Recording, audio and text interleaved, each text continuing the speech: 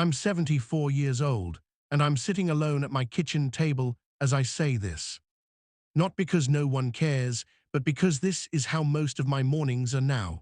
Quiet, slow, final in a way I didn't understand when I was younger. At this age, you don't tell stories to impress anyone. You tell them because they're heavy, and carrying them alone gets harder every year. And because time is running out, whether I admit it or not. I used to think money would bring peace. Not happiness exactly, just peace. A sense that I'd finally done enough. It never did. Right now, my house is paid off. My bills are covered. There's money in accounts I rarely look at anymore. And still, some nights, I sit in the dark and feel unsettled in a way I can't explain to people who are still chasing what I already have. When you're young, you imagine regret coming from big failures, from risks that didn't work, from dreams that collapsed. That's not how it happened for me. My regret came from doing everything right. I grew up believing money was protection. My father worried about it constantly.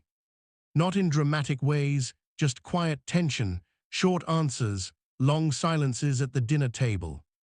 I learned early that being stable mattered more than being present. More than being soft. More than being home. So when I was in my 20s, I didn't feel greedy. I felt responsible. I took the job with better pay, even though it meant longer hours.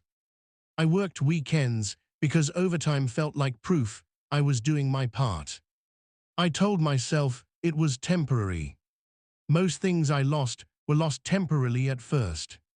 That's how they trick you. I remember my wife asking, gently, if I could come home earlier just one night a week. Not every night, just one. I said, once things settle down. I meant it. But things never settle down. They just get replaced by the next urgent thing. In my 30s, life moved fast. I measured my weeks in deadlines, my worth in raises. I'd come home tired, sit at the table, nod while half listening. I wasn't cruel, I wasn't absent on purpose. I was just always somewhere else in my head. My kids grew quietly. That's something no one tells you. They don't announce it. One day they need help tying their shoes. The next, they don't wait for you to come home anymore. I missed school events because of meetings. Missed dinners because of just one more thing. I promised make-up time. We always believe time can be made up. Money reinforced that belief. Every bonus felt like proof that the sacrifice was working, that the distance was justified. I wasn't chasing luxury. I was chasing relief. I thought there would be a moment when I could finally exhale and say, we are safe now. But safety doesn't arrive all at once. It keeps moving forward, just out of reach. By my 40s, people started calling me successful. That word followed me everywhere. It felt strange hearing it, because inside I was always tired. Always slightly behind. My wife stopped asking me to come home early. That should have scared me more than it did. We talked about logistics more than feelings. Schedules, bills, plans. It wasn't a fight. It was erosion. I told myself this was normal. That marriages mature. That passion quiets. What I didn't understand was that silence can mean distance, not comfort. The money kept growing. So did the space between us. I remember a vacation we took once. We were sitting by the water and she said, "You don't know how to rest." I laughed it off. I said rest was overrated. I wish I had heard the sadness underneath her words. In my 50s, my body started slowing down. Not dramatically, just enough to notice. I told myself I'd slow down too. After the next promotion. After the next year, there was always a next year. My kids moved out. We helped them financially, paid for things, supported them the way I knew how. But emotional closeness isn't something you can wire money into. It has to be built when they're still nearby. By the time I realized that, they had their own lives. And I was proud of them, truly. But I was also unfamiliar to them in ways that surprised me. Then my wife got sick. Not suddenly, gradually. Appointments, medications, quiet fear sitting between us at night. I was there physically, but I was still thinking in terms of fixing, managing, providing. She needed presence more than solutions. One night she said, "You don't have to be strong all the time." I didn't know how to respond. Strength was the only language I'd practiced.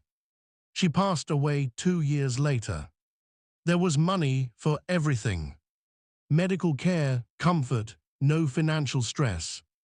And yet, when the house went quiet after the funeral, I realized something that took my breath away. I would have traded all of it for more ordinary evenings. For arguments about nothing. For her voice in the other room. Money can solve many problems, but it cannot rewind your life.